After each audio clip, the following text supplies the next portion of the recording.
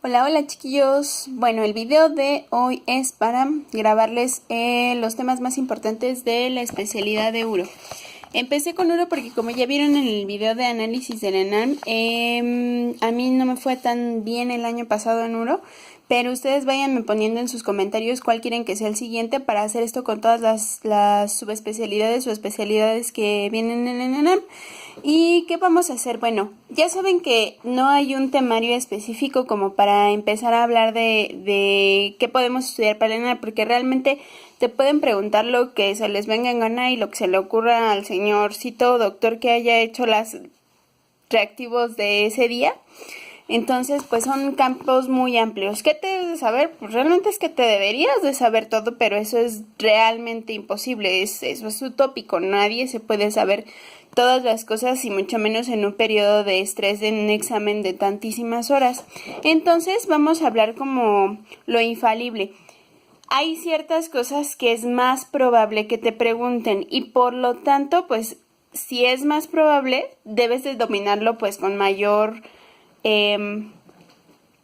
ventaja para que respondas la mayor cantidad de preguntas que te sea necesario. Soy medio lenta con esto de las cámaras y la verdad es que nunca veo hacia la cámara como tal, esa. Siempre veo hacia la pantalla. Entonces, si no los veo a los ojos, es por eso, pero ténganme paciencia. Algún día aprenderé a usar estas cosas electrónicas de la vida, que no se me dan.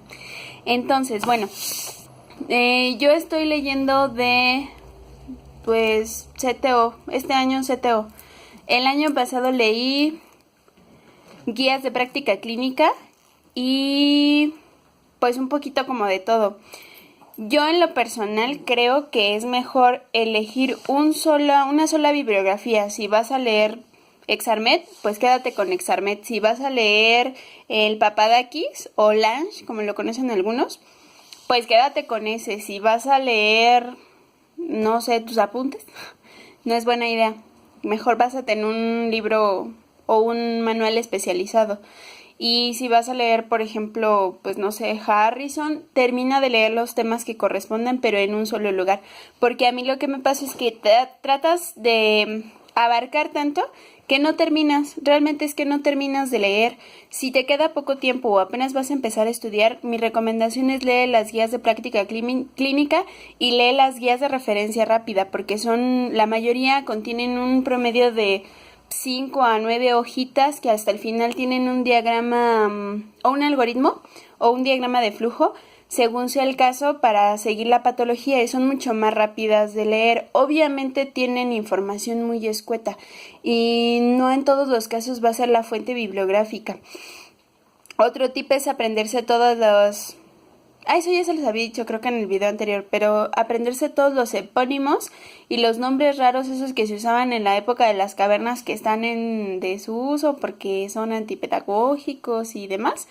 Pues eso es lo que te van a preguntar porque esto es un examen de eliminación.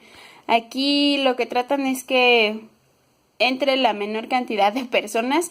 Las preguntas están hechas para que las falles, no para que las aciertes, para que te confundas, para que te equivoques. Entonces, pues sí hay que tener mucho cuidado, sobre todo a la hora de leer, que cuesta mucho trabajo. Y esas son las fuentes que les recomiendo. Como el temario es muy amplio, pues yo me voy a basar en lo que he estado viendo que se repite más en las preguntas, como para decirlos. Obviamente hay temas que puede que jamás en la vida hayan venido y en este año se les ocurra incluirlo. Pues sí, el año pasado sí actualizaron preguntas. Anteriormente eran las mismas preguntas viejas de toda la vida de cosas que ya no se usaban, pero el año pasado sí ya vinieron cosas un poquito más nuevas. Entonces también sería conveniente tener ambos criterios porque no sabemos si nos van a venir las preguntas viejas o las preguntas nuevas, porque pues esto es un banco y puede que todavía no estén al 100% actualizados. Entonces, en cuanto a urología, vamos a ver que yo aquí tengo pues del CTO. El CTO, el primer tema pues es semiología urológica y sus definiciones. Realmente no es un tema al que le debas de dedicar mucho tiempo porque las definiciones son básicas. Se supone que tú debes de saber conceptos de semiología pues, desde que eras bebé en semiología 1. Entonces realmente si tienes dudas o te confundes con algún concepto, estúdialo, pero eso es básico que te lo sepas, porque si no te lo sabes, amigo, no presentes el ENARM, espérate al próximo año y estudia con más paciencia o repite semiología, vete a una clase de pregrado, de semiología, porque sí es importante, pero ya es conocimiento obviado, ya no lo debes de necesitar repasar más que 30 segundos en una lectura rápida. Entonces eso ya fundamental conocerlo, pero no le debes dedicar tiempo porque se supone que ya lo sabes. Infecciones del tracto urinario es el tema, creo, más importante que vas a tener de toda urología, porque es lo más frecuente. ¿Qué vemos en la consulta de familiares de medicina general? Mocos, cacas y infecciones de vías urinarias. Son las 3 causas más comunes: IRAS, EDAS y IBUS. Entonces es básico saberlo, te lo van a preguntar a fuerza. Mínimo una pregunta va a haber de infecciones de vías urinarias o cistitis. ¿Qué es lo más frecuente? Te van a preguntar agente etiológico más frecuente, que es E. coli, dependiendo del perfil del paciente, pero así a términos generales pues sería E. coli. Te van a preguntar grupos etarios. Por cierto, este es un tema que también abarca otras especialidades, porque IBUS le dan a todo el mundo. IBUS le dan a niños, entonces te la pueden meter en pediatría. IBUS le dan a posoperados, te la pueden meter en cirugía. IBUS le dan a los viejitos, te la pueden meter en geria. Ahí eso se oyó muy feo. Te pueden incluir la pregunta dentro de la especialidad de pedia. Pueden hacerte una pregunta con respecto a embarazadas y IBU. Sobre todo preguntan bacteriuria asintomática, preguntan criterios de CAS, preguntan,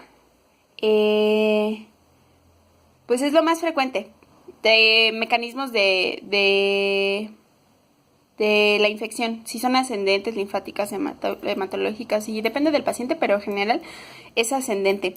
Entonces son puntos básicos. Si un tema vas a leer de uro, el que te tienes que saber perfectamente es IBUS, infecciones del tracto urinario, tanto bajas como altas, porque es indispensable. Entonces ahí todo, y esos puntitos clave que te di son bien importantes. ¿Cuándo se considera complicada? ¿Cuándo vas a dar tratamiento o qué tratamientos vas a dar? ¿En qué pacientes hay agentes atípicos o gram positivos? Según convenga todo eso, investígalo y apréndetelo súper bien, porque seguro te lo preguntan. Una de esas cosas que te he mencionado, seguro viene. Es básico. Urolitiasis sí es frecuente, sí lo preguntan. Te lo pueden meter con... Vaya, te pueden incluir la pregunta como de nefro, como de uro, como de cirugía. Y pues básicamente ya, porque ese sí casi no lo incluyes en otras cosas. Pudiera, dependiendo del caso, pero es lo más frecuente. ¿Qué tienes que saber? Diagnóstico, tratamiento, gérmenes asociados, semiología. Ahí sí es importante que sepas la clínica, el cuadro clínico, porque es clásico, es muy típico y pudieran ahí preguntarte. Con los urolitiasis también es importante conocer el tipo de litiasis que se presentan y en quién se presentan más frecuentemente. Tumores renales lo preguntan poco. Enfócate en tumores, el tumor renal más frecuente, benigno, maligno, en el tumor renal más frecuente en niños, porque eso sí es preguntado y te lo pueden incluir en temas de pediatría o en temas de urología, en temas de onco y a veces en temas de cirugía, dependiendo. De ahí en fuera no preguntan más en cuanto a tumores. Tal vez te hagan así una pregunta muy extrema de algún estadio o alguna asociación muy intensa, pero ya sería difícil que te lo preguntaran. Es importante que lo conozcas, pero no le dediques tanto tiempo. Hiperplasia y carcinoma prostático sí son muy frecuentemente preguntados. En geria y en uro te van a preguntar seguramente una de dos: o el carcinoma prostático con un cuadro clásico, que te pueden preguntar tratamiento, te pueden preguntar complicaciones, te pueden preguntar los estadios según el reporte histopatológico, En la hiperplasia te van a preguntar, pues te van a poner un caso donde te van a hacer dudar si es prostática benigna o si es un proceso maligno, que es lo más frecuentemente. La asociación con el tabaquismo, es frecuente que pregunten algo al respecto o factores de riesgo. Y en ocasiones han preguntado lo que corresponde a la encuestita esa que hacemos todos en el servicio social de los síntomas prostáticos. No me acuerdo de la abreviatura, pero te pueden preguntar algo de esos síntomas o del cuadro clínico. De los carcinomas del tracto urinario, lo mismo que con los tumores renales. Poco frecuentemente preguntado, pero es indispensable que sepas tumor del tracto urinario benigno más frecuente y maligno más frecuente, así como su tratamiento base.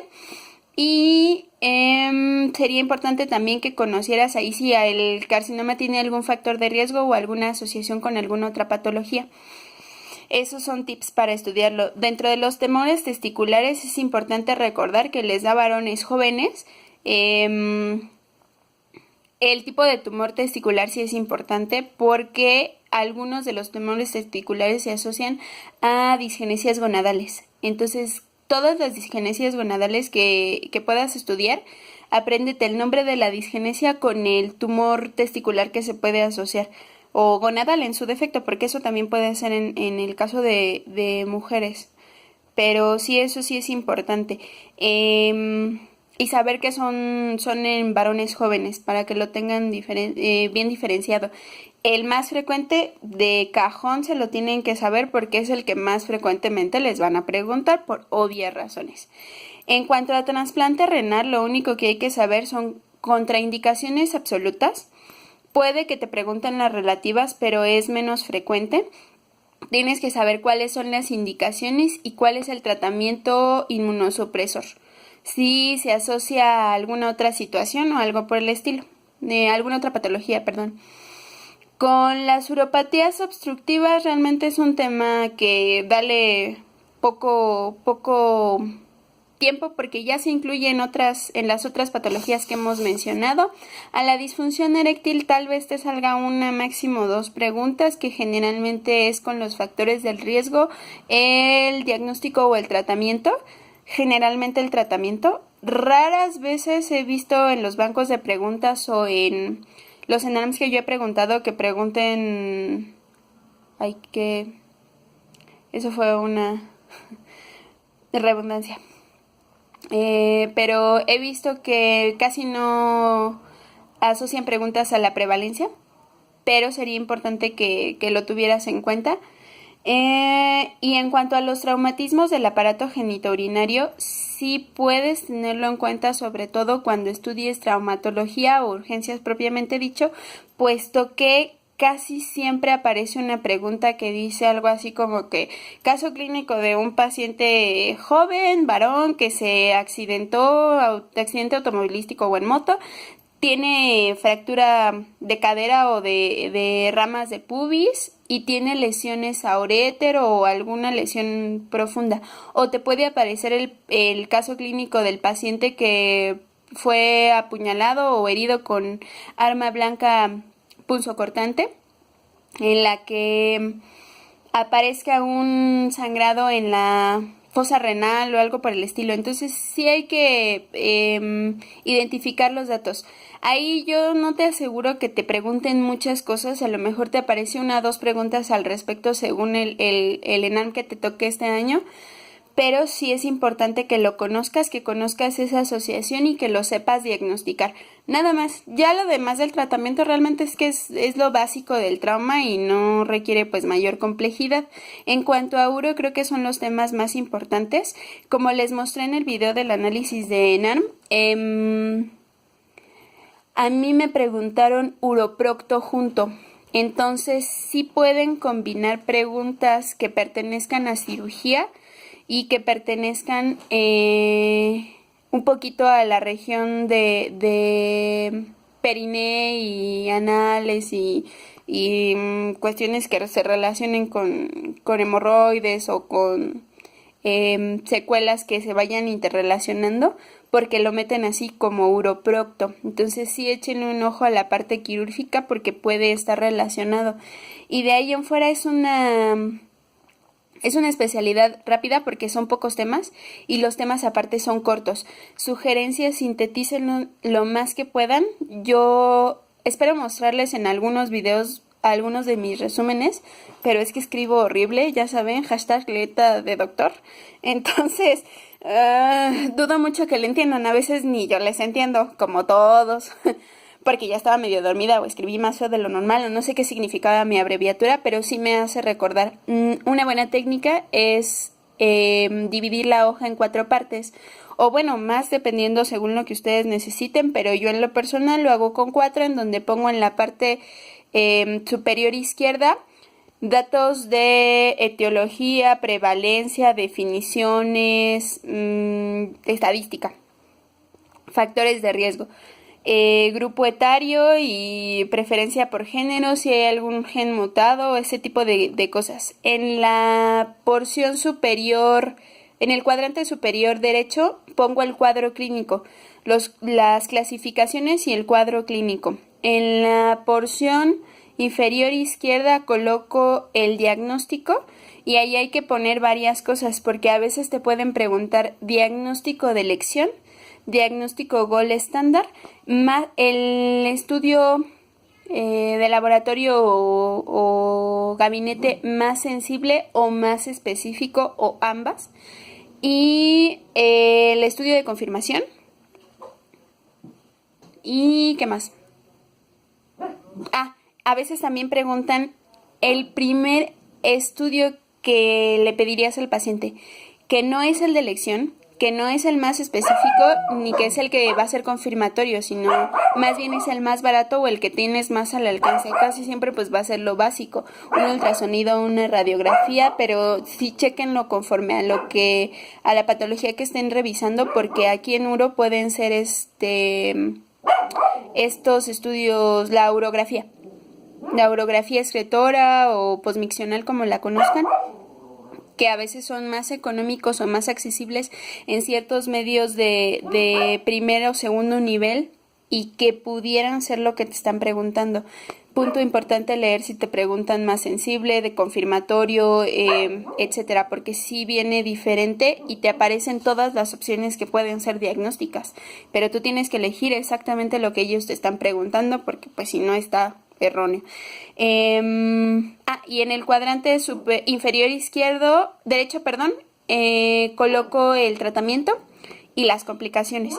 Para mí así ha sido una forma de que rápidamente en una hoja, entre más pequeña mejor y entre más sintético mejor, utilizando palabras clave, simbolismos, abreviaturas, omitiendo los artículos, yo puedo hacer un vistazo rápido de las enfermedades ya sin tener que volver a repasar todo el libro y todo el capítulo, porque ya le quitas la paja y te quedas con lo más importante que va a ser necesario estudiar o recordar ya de forma breve y veloz los últimos días previos al examen.